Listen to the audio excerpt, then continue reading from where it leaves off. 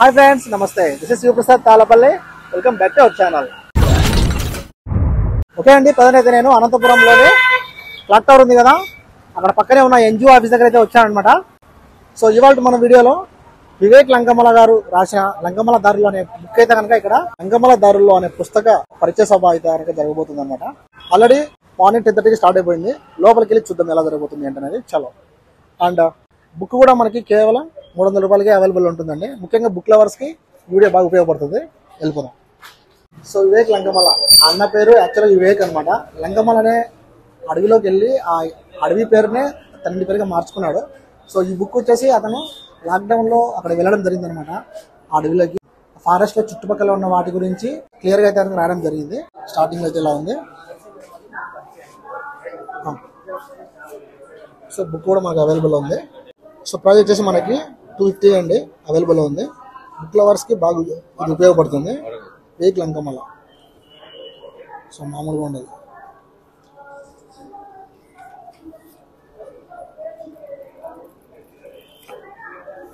Okay, thank you. Okay, already programme start అయిపోయింది.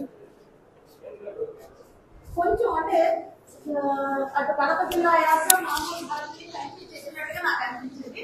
ఒకవేళ పూర్తిగా కడప జిల్లా యాస అయితే ఎట్లా ఉండేది అనేది నేను చదువుకున్న పద్ధతి. పొద్దుగంటి పీక్కొని మధ్యాహ్నం కల్లా వచ్చాలే అని ఎలబారిన మా అమ్మ ఎప్పుడొచ్చాదా అని ఎదురు చూస్తా అంట.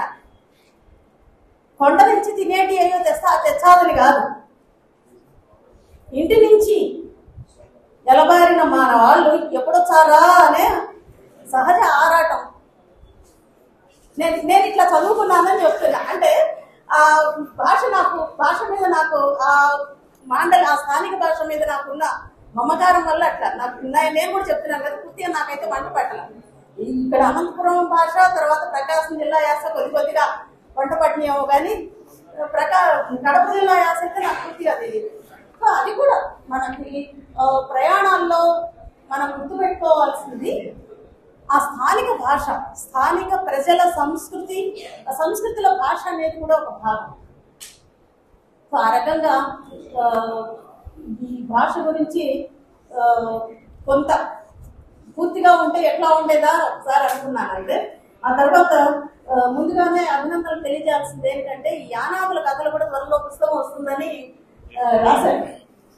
సో దానికోసం కూడా ఎదురు చూస్తూ ఉంటాను. మామూలుగా మనకి చాలా మంది నాకు అంటే బహుశా నా ప్రవృత్తి వల్ల కావచ్చు, నా స్వభావం వల్ల కావచ్చు, నాకు చాలా మంది స్నేహితులు ఉన్నారు, చాలా మంది ఆత్మీయులు ఉన్నారు.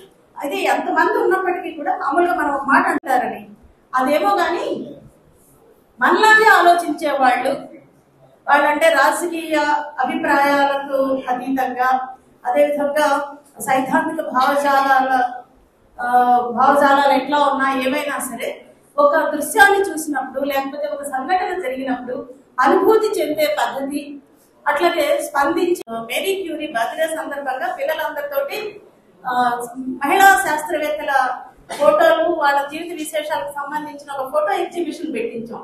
అప్పుడు నేను ఇట్లాగే చెప్తూ ఒక మాట చెప్పాను, మాట్లాడుతూ ఒక మాట అన్నా, మీ అందరి చేత ఇలా చేయించడానికి కారణం ఏంటంటే రేపు పొద్దున మీరు కూడా అంటే చంద్రముఖి సినిమాలో లాగా చేస్తూ ఆవహించినట్టుగా ఆ శాస్త్రవేత్తలు ఆవహించి రాబోయే కాలాల్లో మీ ఫోటో కూడా ఇలాగ వస్తుందేమో అని ఒక హోప్ అనమాట. నాకు ఇది చదవంగానే నాకు ధన్యవాదాలు తెలియజేస్తున్నా. రాబోయే పుస్తకాల కోసం ఎదురు చూస్తూ సెలవు తీసుకుంటాను. ధన్యవాదాలు. చాలా విస్తృతంగా అంశాలు పరిచయం తీసుకెళ్తాం. సో నేను మొదటగా చెప్పినప్పుడు, అలాగే మేడం చెప్తున్నప్పుడు కూడా అందరికీ కనిపిస్తున్న అంశం ఏంటంటే అందులోనే ఉంది. మేడం చెప్పినట్లు ప్రతి వాక్యంలో కవితగా ఏమీ లేదు, కానీ ప్రతి వాక్యంలో కవిత్వం ఉంది. ప్రతి వాక్యంలో మనం మాట్లాడుకునే